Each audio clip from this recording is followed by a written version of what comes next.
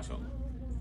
أشهد أشهد أن أن لا لا إله إله إلا إلا الله الله وأشهد وأشهد أن أن محمدا محمدا رسول رسول الله الله وأشهد وأشهد أن أن عيسى عيسى عبد عبد الله الله ورسوله. ورسوله. ما شاء الله. تكبير تكبير تكبير ما شاء الله. La plupart des gens vont voir dans cette vidéo une conversion à l'islam. Mais en réalité, c'est une conversion au sunnisme. Le témoignage prononcé est le témoignage du sunnisme, et non pas celui de l'islam.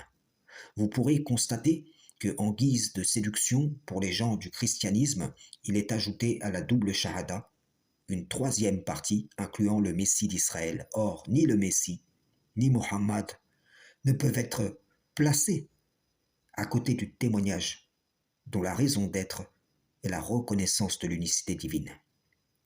Dans le Coran, nos témoignages nous sont donnés et le témoignage de l'unicité divine que vous voyez apparaître est distinct du témoignage de foi originellement prescrit, par lequel on atteste de la véracité non seulement de Muhammad, mais de tous les messagers d'Allah. C'est par notre foi en un message qu'on atteste de la véracité de celui qui le transmet, non pas en le plaçant là où il n'y a pas de place pour lui, ou un autre, en plaçant un serviteur à côté du Créateur. On altère un témoignage qui a précédé tous ses serviteurs, et qui ne peut donc pas changer après le passage, la venue de l'un d'entre eux.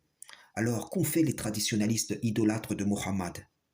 Ils ont sorti le prophète du milieu de ses confrères dans le témoignage de foi pour venir le placer seul à côté d'Allah dans le témoignage reconnaissance de son unicité.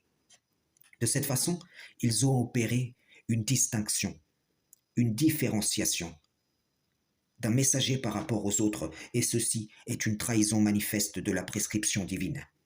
Les premiers à suivre Muhammad ont attesté de sa véracité en disant « Nous croyons à ce qu'on a fait descendre sur nous », mais ils n'ont jamais placé celui-ci là où il est interdit d'associer qui que ce soit ou quoi que ce soit.